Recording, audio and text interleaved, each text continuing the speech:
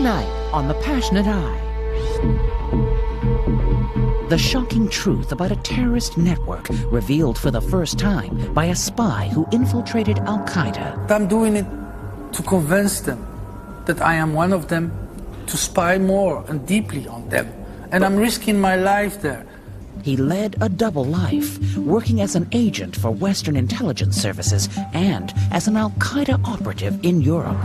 The car was keeping heating because it was so full of ammunition, weapon, money, and explosive. A spy's story. My wife come in and tell me, did you hear the news? I say, yes, they attacked the World Trade Center. She said, no, they talk about an accident. I say, it's not possible, it's an accident.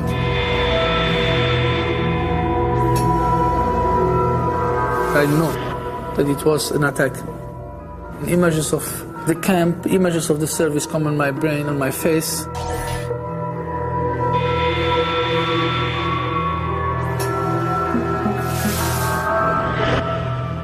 You knew it was Al-Qaeda? I knew it was Al-Qaeda.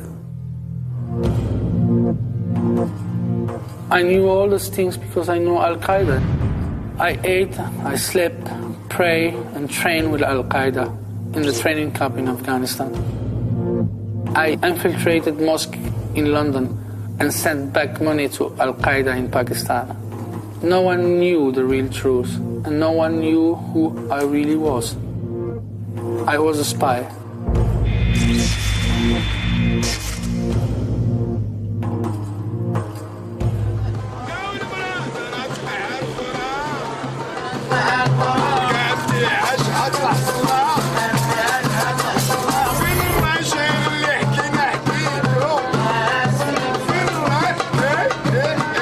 Omar Nasiri was a loner.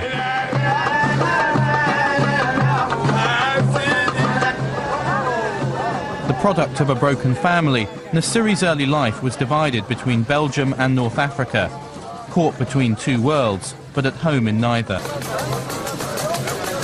I was a survivor. I just tried to survive.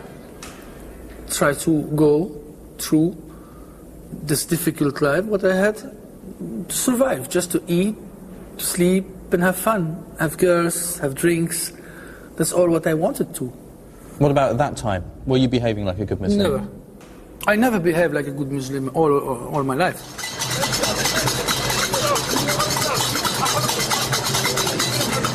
But Nasiri's identity as a Muslim was reawakened by events occurring half a world away, in Afghanistan.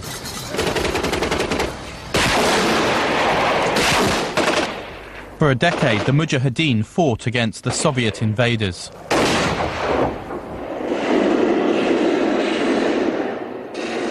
The war in Afghanistan brought me back to it. Brought me back to be feeling as a Muslim, as a Moroccan. You wanted to go fight? I want to die for it.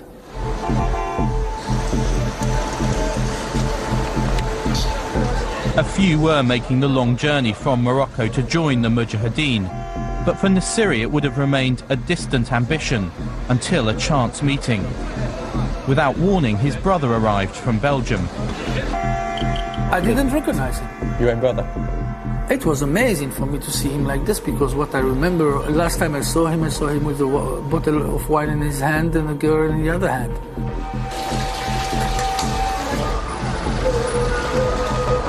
Nasiri's brother had found God, ascribing to a strict fundamentalist interpretation of Islam.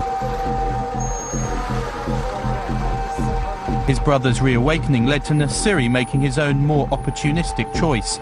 He saw his brother as an escape route from Morocco, a way to return to Europe. He wanted to bring me back to God. I mean, he wanted me basically becoming like him. Did you convince your brother you were a good Muslim? Oh, yeah, sure, I did convince him. Very fast. When he asked me to pray, I will pray exactly how he asked me to. But deeply inside, my reason why I wanted to go to Belgium, go away from Morocco.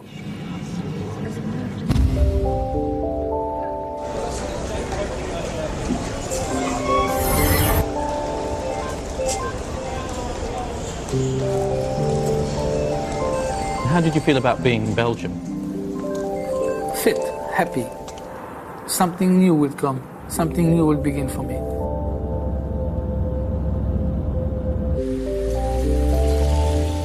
But North Africa hadn't been left behind. At his family house, there were other guests, friends of his brother, Algerians, and they weren't the type of people he'd met before. I see very smart and European dressed, nearly playboy guys. I was asking myself what they are doing with him, who they are. The men were Islamic activists.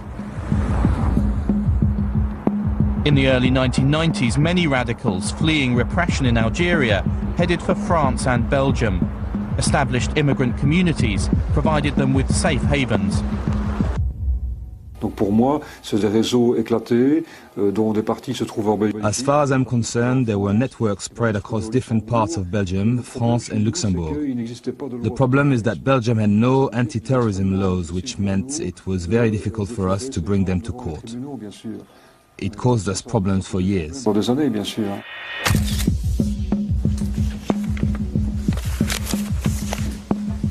I will see them coming with boxes full of publication letters in Arabic, all in Arabic. But the stamp, there is a Kalashnikov, a sword, I think, a Quran, and something else in Arabic reading. And where were they going, the embassy? Amazingly, I see Moscow, I see New York, I see in India, many addresses in India, I see Australia, I see Pakistan, I see all the planet. The box was filled with, I don't know, maybe 500 letters. The newsletter was Al-Ansar, the official publication of the armed Islamic group of Algeria, known as the GIA. Al-Ansar was beginning to provide a focus for jihadists around the world and was one of the first signs of contact between disparate groups. Those involved in its production included London-based radicals Abu Qatada and Abu Hamza.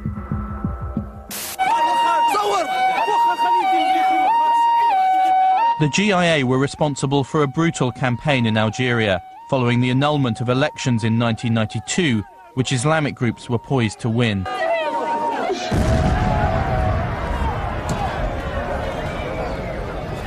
Thousands of civilians were killed in the GIA's fight for an Islamist state. During the 1990s, the Algerian civil war provided a key transition from local conflict to a wider struggle, in which the battle would be taken to the streets of Europe and the West. In time, the Algerian network would form the core of Al-Qaeda's European operations. Nasiri became increasingly involved in this network, supplying it with ammunition and guns.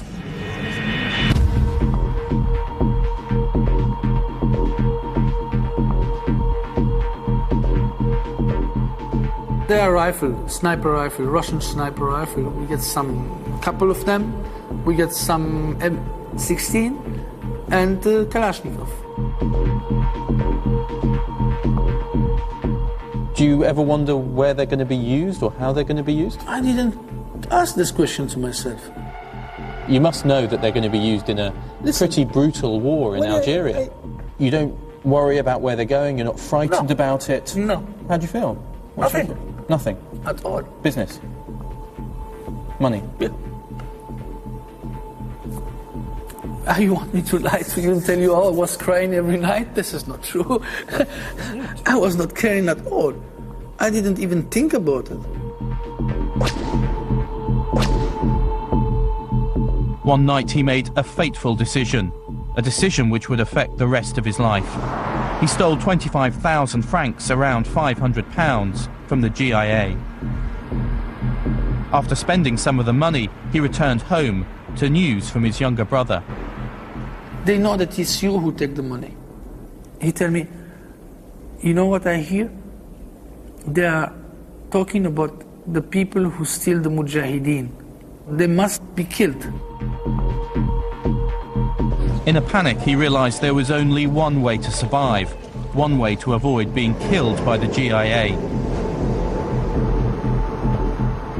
Nassiri went to the French consulate in Brussels. He knew they were taking the GIA threat seriously and might be able to offer him protection. A very difficult moment I had. I really feel my body trembling. My heart was beating faster and faster. But my brain was telling me, you have no other choice, this is the way to do it, and this is the only things you can do. And I knew at that moment when I get in, my life will change forever. A French official arranged a meeting for him. His contact was Gilles, an officer from the DGSE, the French Overseas Intelligence Service. I began to tell him, yes, for several months I'm selling weapon, ammunition to the GIA. So then after he will ask what you are expecting from us. And I will tell him, I need a new identity, a job, a house, and then I can live normally. I mean, having money, a job to do. And does he say he'll do that for you? He said to give you what you asked, a new identity, a future, you need to do more. I was shocked. I said, how can I do more? I'm bringing you a very valuable information. You asked me to go back there and do more? Did you realise what that meant at the time? I didn't realize the scale of it. I don't know what is spying.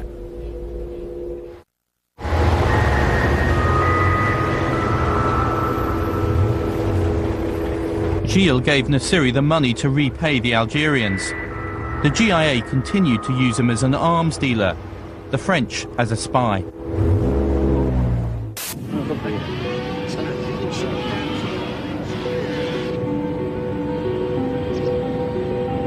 On Christmas Eve 1994, the GIA hijacked a French plane, executing one man. In Marseille, French commandos stormed the plane. 13 passengers were injured in the firefight. I saw the bullet going out from the Kalashnikov, whatever they were shooting at, with that it's my bullets. It's the one I buy. I saw the weapons are used, and it's the one I provide.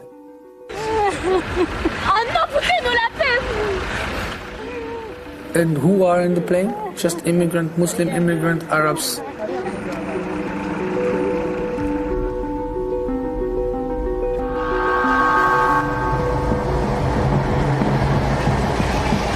Nassiri was drawn deeper and deeper into the GIA's operations, with the knowledge of French intelligence. He was taken to a garage where he saw a car being packed full of explosives and weapons. And then he was asked to take the car to North Africa. His journey took him through Belgium, France and Spain, but it didn't go to plan. The car was keeping heating because it was so full of ammunition, weapon, money, and explosive. Every piece of the structure of the car, the doors, even the electric window didn't work. The car broke down repeatedly. Roadside assistance was provided by the most unlikely people. The guy who was with me looked to the police and he looked at me and said, what are we going to do? They are going to arrest us. I look at him and say, just shut up, sit and don't move. I see the problem is we don't have so much money. We have an engine problem. They look to each other, no problem, we help you. We can help you. The car eventually made it to Morocco, where Nassiri handed it over to a contact.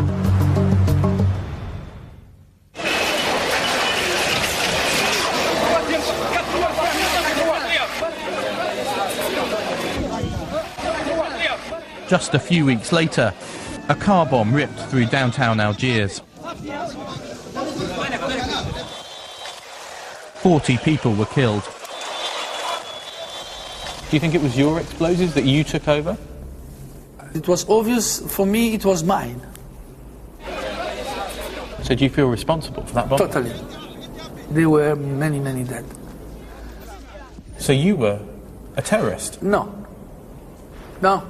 Why not? No. You make a big mistake here. I'm doing it to convince them that I am one of them, to spy more and deeply on them. And I'm risking my life there.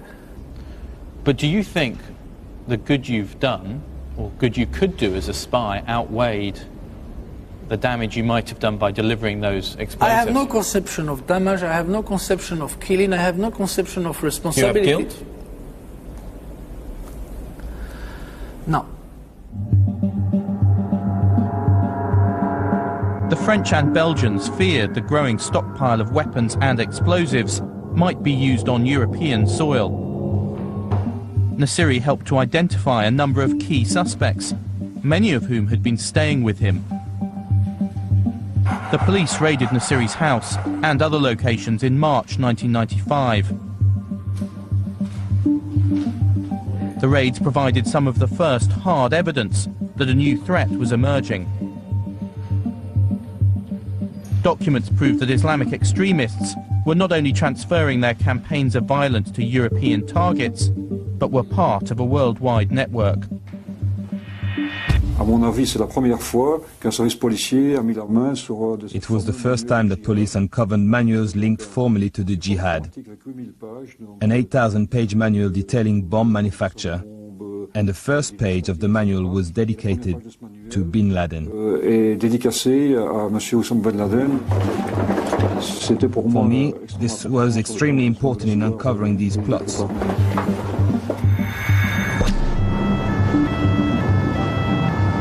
A few months later, a series of bombs exploded across France, including the Paris metro. The French believe a man called Ali Touchant, who lived at Nassiri's house, directed the attacks. The financier of the attacks, Rashid Ramda, was arrested in London, but it took 10 years for him to be extradited to France.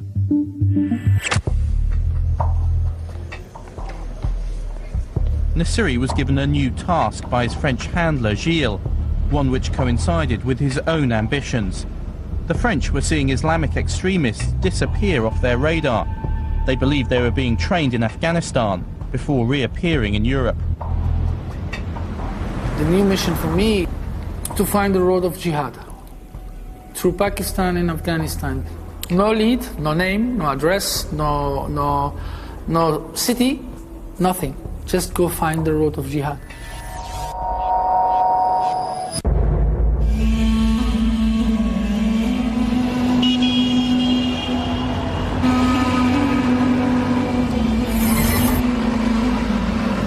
After several fruitless weeks in Pakistan, Nassiri went to Peshawar, the chaotic border town that housed thousands of Afghan refugees. A contact took him to meet a group of Algerians.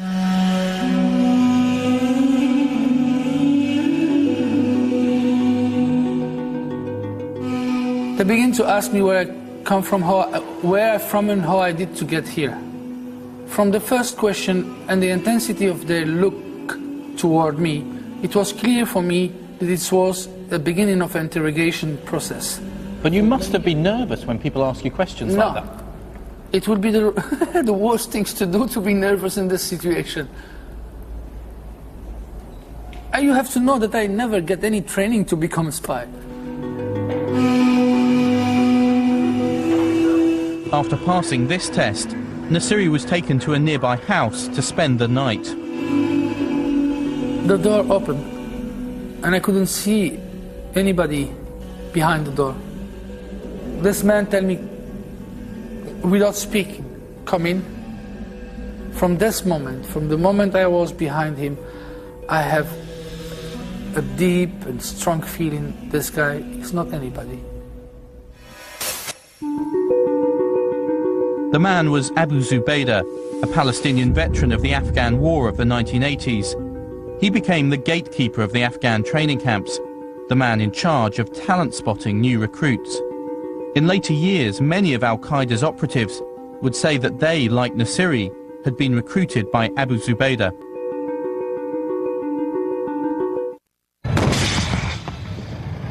After defeating the Soviets in the 1980s, the Mujahideen had collapsed into warring factions.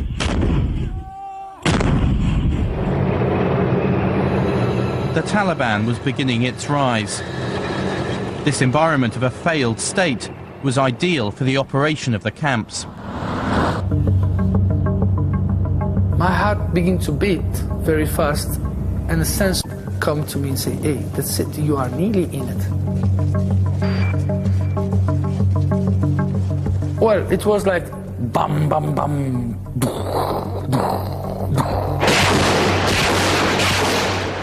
And then boom, boom, boom, boom, boom, boom. For me, it was like a present to a boy who expected for many, many years, and then he got it. إلى هذه الشعاب الجرداء حتى تتمحص قلوبهم. Haldan was one of Al-Qaeda's key training camps. Amongst those who attended were Mohammed Atta, the ringleader of the 9/11 attacks, who piloted his plane into the World Trade Center. Ramzi Youssef, who carried out the 1993 bombing of the World Trade Center. And Richard Reed, the so-called shoe bomber, who tried to detonate explosives on a transatlantic flight. It's here that recruits were provided with intense military training in a wide variety of weapons and tactics. I was amazed of the quantity and diversity of the weapon I'm going to train on it. I was very excited, yes. Well, list, okay. Handgun, heavy machine gun, mines, explosive, assassinations with handgun, with sniper, storming in a civilian objective or in a military objective, carrying a kidnapping on a highway, on a house, killing somebody in a cafe. Then come the tactical training, which is combat training on the field. Did you enjoy learning how to use all these weapons? Very much. I love weapons. I always loved weapons.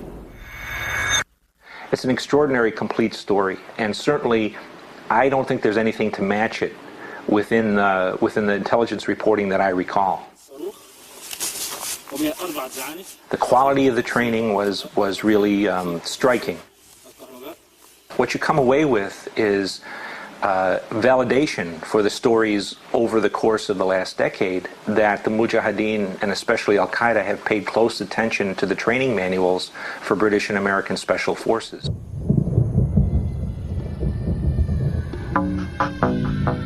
After every day's physical training came religious instruction and spiritual preparation, considered at least as important in camp life as learning specific military skills. It's, for me, a learning. And I enjoy so much the religious teaching as the military teaching. So a lot of religious teaching is part of it? It's 50-50, you can say. Even 60-70% of religious and then the rest of weaponry. The camps brought together tens of thousands of men from across the Islamic world. They shared a desire to fight the jihad, usually in their own countries, sometimes in conflicts like Bosnia and Chechnya. It would be Al-Qaeda and Osama bin Laden's greatest achievement to create a common jihad against a single enemy, the United States and the West. At times, Nassiri actually wanted to fight his own jihad in Chechnya. This confusion of identity may have actually helped him to remain undercover as a spy. Did you ever forget while you were there that you were a spy? Oh yeah, all the time. At the end of the day, I am not a spy. The only moment I knew when I come back to myself, the real one, was when I put the cover on my head and talk about who I am with me.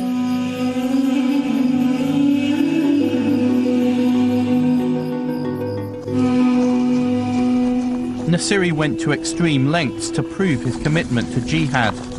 At one point, an instructor was showing recruits how to detonate explosives. but they failed to go off. We wait. 10 minutes we wait, and then he stand up and say, "Who among you want to be Shaheed?" With a big smile. Shaheed? Shaheed. It is martyr. A martyr? Yeah. With a big smile in his face. Everybody laughed. I am the only one who raised my hand and say me. Why? Why? You want a quick answer? I am supposed to be Mujahid. I am supposed to be Mujahid. I am supposed to be Mujahid. Nassiri's resourcefulness and his ability to move easily between the world of the West and that of Islam made him stand out.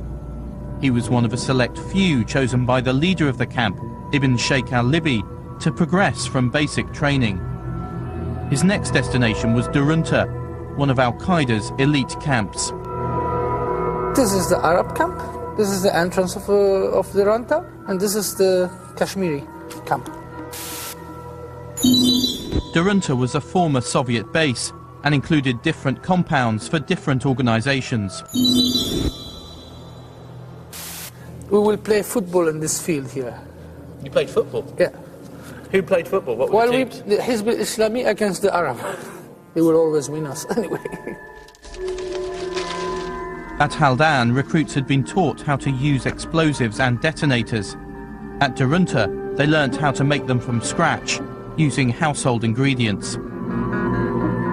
We make nitroglycerin, we make TNT, we make RDX, we make many different type of explosive. This is where we make our explosive testing with a big amount of explosives, and everybody was aware that you don't go there. I think the role of Durunta, I would say, was like a graduate school. It was for the cream of the insurgents. It was for people who were needed to do special kinds of jobs, and then to produce the people that could eventually conduct terrorist operations abroad, and to begin the process of acquiring a WMD capability. The training at the camps was comprehensive. It included how to resist interrogation if captured, as Nassiri witnessed one day when he was confronted by an unusual scene. When we opened the door, we see in the middle of the mosque someone hanged up from his feet, and his face was covered. Nassiri was told the man was not being punished. He was being prepared for potential capture. They teach you how to go through it by not giving anything to the enemy. This is what they teach you, by deceiving him. So it was a training manual on how to resist interrogation? How to deceive the interrogator most. So they were training people how to deceive people even when they're interrogated or even tortured? Sure. We've learned that Iraq has trained Al-Qaeda members in bomb making, in poisons, and deadly gases. That information which was used to make the case for invading Iraq, came from a captured Al-Qaeda leader, someone who is well known to Nassiri. I can trace the story of a senior terrorist operative telling how Iraq provided training in these weapons to Al-Qaeda. This senior Al-Qaeda terrorist was responsible for one of Al-Qaeda's training camps in Afghanistan. The senior terrorist operative was Ibn Sheikh al-Libi, Nassiri's mentor at the camps. A US Defense Intelligence document, only declassified last year, confirmed this. Do you think he'd tell the truth if he was tortured? Ibn Sheikh, Abu Zubaydah, any one of them? No. You don't think they'd tell the truth? Never. The Defense Intelligence document shows there were doubts about al-Libi's claims a year before Colin Powell's speech to the UN.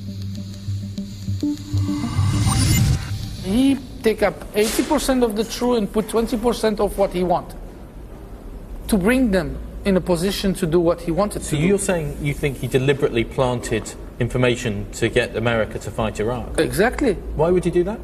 Because he needed Iraq, like him and the others. He needed the conflict in Iraq because months before, I heard him telling us we need to have back one of the Muslim countries, and the weakest of them is Iraq.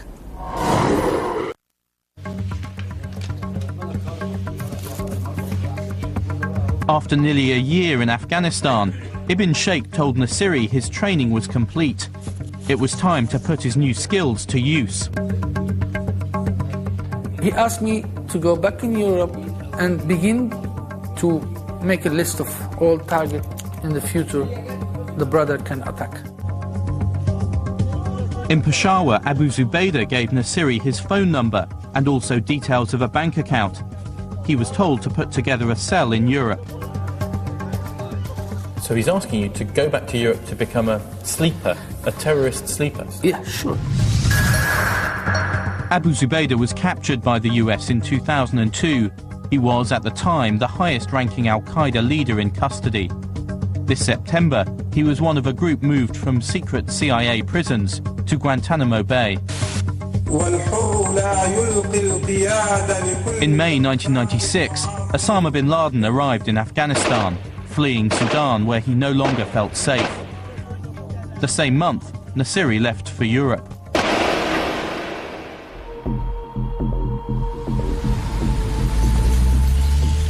Heaven or hell? Sinner or winner? Gotta be a winner, not a sinner. It was fantastic. It was really fantastic. I'm drinking wine, smoking cigarette and having some fun with girls.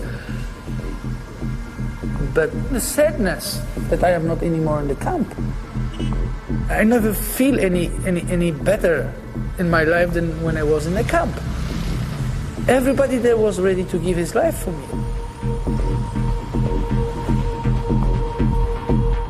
At a hotel in London, Nassiri met officers from Britain's intelligence services. After a year out of contact in Afghanistan, the French were surprised to see him. They decided to run him jointly with the British, a process not without its tensions. Another arrogant Western agent. He was totally disappointed. He looked at me like I was the last shit of the planet and looked to my feet and said, "You go to Afghanistan? This cannot be." I have no feeling. I don't give a shit about who he is, what he is. London had become home to an array of Islamic radicals. The French called it Londonistan and were worried the British didn't appreciate the problem. After the raids in 1995, the French had watched the GIA shift its logistical operations over the Channel. More and more, we realized London was the focus. I was astonished by the license given to these people because they were key figures within the Islamist movement.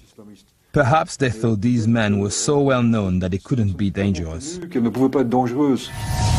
Certainly at the time, we didn't think that the growing threat from, for instance, Al-Qaeda and Osama bin Laden was sufficient for us to put more resources on it. We were monitoring what he was doing, certainly working with the US and our European colleagues to do that.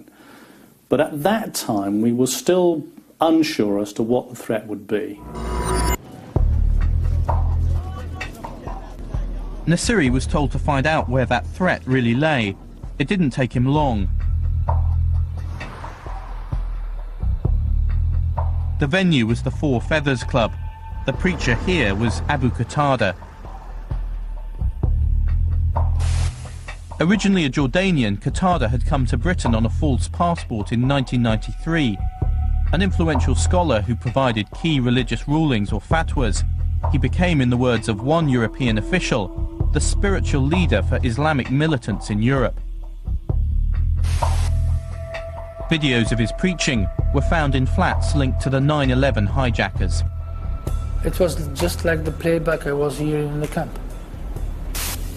The same religious teaching, law of jihad, law of Islam, how to behave before to become mujahid. The same in the camps, the same in the Four Feathers. Exactly. When I began to hear what he said, for me it was, this is the point, this is the guy, this is the place.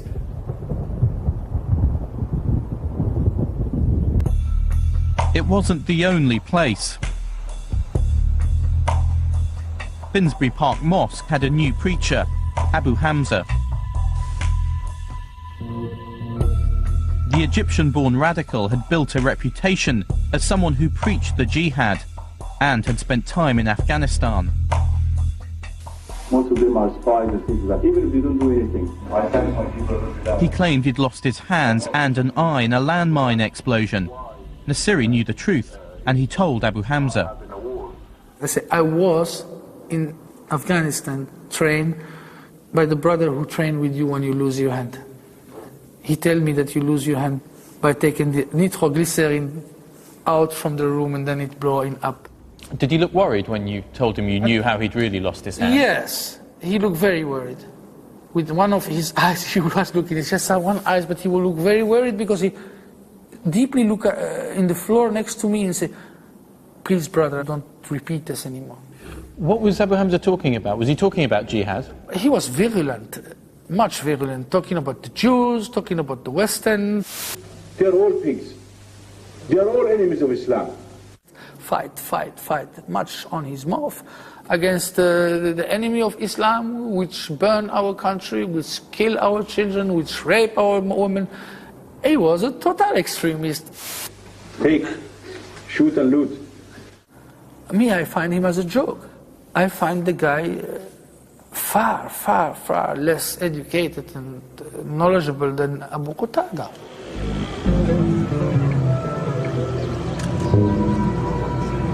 Nassiri's British handlers didn't agree with him. They wanted him to concentrate on Abu Hamza and Finsbury Park.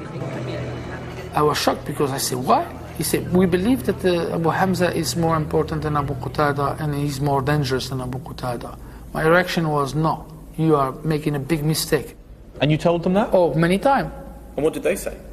They didn't care. They just said no. Connections between Abu Qatada in London and Abu Zubaydah in Pakistan soon emerged. As instructed before he left Peshawar, Nassiri began to act as a go-between. MI5 officers would listen in to those conversations. There was British officer and French officer there. They give me a phone and they say, this is your cellular phone. We want you to call the number you get from Abu Zubaydah. In the room with them? In the room with them. And you do that? Yeah, sure. I call and somebody will answer and I say, Assalamu alaikum. He stopped me and said, oh, brother, I would like to ask you, do you know Abu Qatada? Yes, of course I know him. Can you give him a message from us? You also give the authorities the phone numbers to Abu Zubaydah. I don't know what they did with it. The contacts back to Afghanistan and the training camps were a sign of the emerging globalization of jihadist networks. Afghanistan was the military epicenter for Al-Qaeda, but London was becoming the European hub for spreading the new ideology. But British officials didn't see this bigger picture.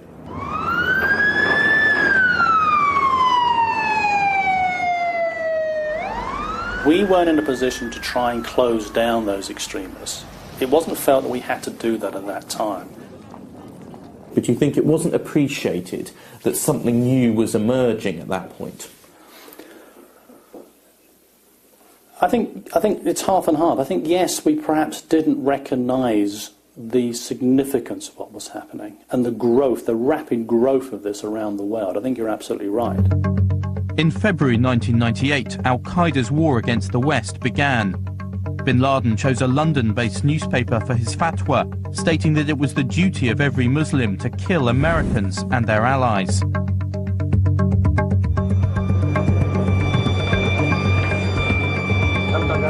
Six months later, Al-Qaeda struck.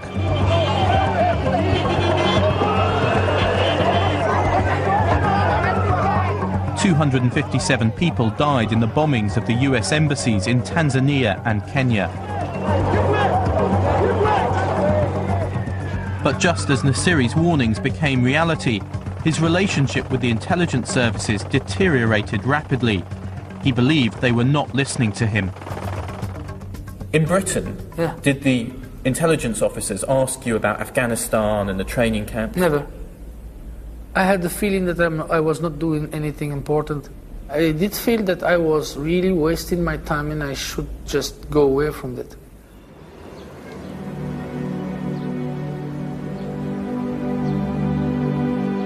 But the British may not have trusted him. They may have been unsure where his loyalties really lay. Nassiri, through choice, was sent to work for German intelligence. But again, the relationship broke down. He was left without a job, without a role, just as the danger posed by those he knew so well was growing.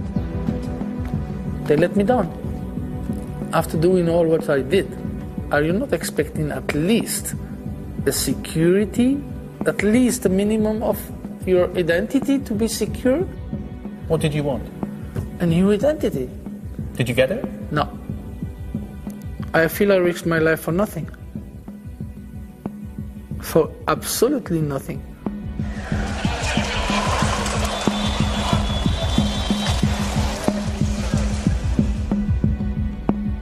We now know that Al-Qaeda was more organised, more coherent and more determined in the 1990s than was appreciated at the time.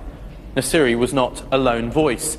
A few others could also see the gathering threat, but their warnings were ignored.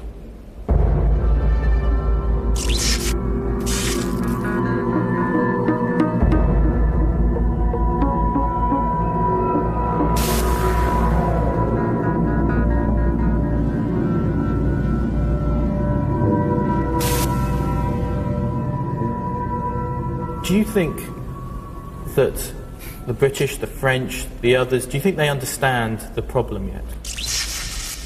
I try to get them to understand that the reason why all those boys and all those guys go to Afghanistan and train and be ready to die for a cause, not for their mother, not for their son, but for a cause. The cause is the humiliation of Islam, the Muslim. My anger is toward what is really happening around the world, because what I did is try to change something, try to bring some light on what is happening around us, the killing, the bombing, and all the reason for it.